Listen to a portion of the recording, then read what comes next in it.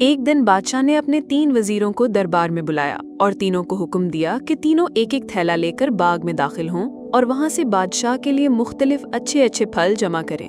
وزیر بادشاہ کے اس عجیب حکم پر حیران رہ گئے اور تینوں ایک ایک تھیلا پکڑ کر الگ الگ باغ میں داخل ہو گئے۔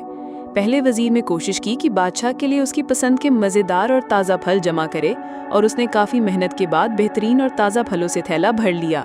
دوسرے وزیر نے خیال کیا کہ بادشاہ ایک ایک پھل کا خود تو جائزہ نہیں لے گا کہ کیسا ہے اور نہ ہی پھلوں میں فرق دیکھے گا، اس لیے اس نے بغیر فرق دیکھے جلدی ہر قسم کے تازہ اور کچے اور گلے سڑے پھلوں سے اپنا تھیلا بھر لیا۔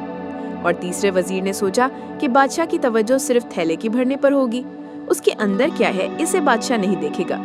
یہی سوچ کر وزیر تھیلے میں گھاس پھوس اور پتے بھر لیے اور محنت سے بچ گیا اور وقت بچایا۔ دوسرے دن بادشاہ تینوں وزراء کو اپنے تھیلوں سمیت دربار میں حاضر ہونے کا حکم دیا۔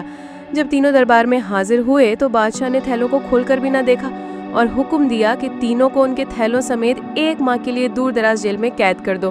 اب اس دور دراز جیل میں تینوں کے پاس کھانے پینے کے لیے کچھ نہیں تھا سوائے اس تھیلے کے جو انہوں نے جمع کیا تھا۔ اب پہلا وزیر جس نے اچھے پھل چن کر جمع کیے تھے وہ مزے سے اپنے انہی پھلوں پر گزارا کرتا رہا یہاں تک کہ 1 ماہ بآسانی گزر گیا۔ اور دوسرا وزیر جس نے بغیر دیکھے تازہ خراب تمام پھل جمع کیے تھے اس کے لیے بڑی مشکل پیش آئی۔ کچھ دن تو تازہ پھل کھا لیے لیکن پھر کچے اور گلے سڑے پھل کھانے پڑے جس سے وہ بہت زیادہ بیمار ہو گیا اور اسے بہت تکلیف اٹھانی پڑی۔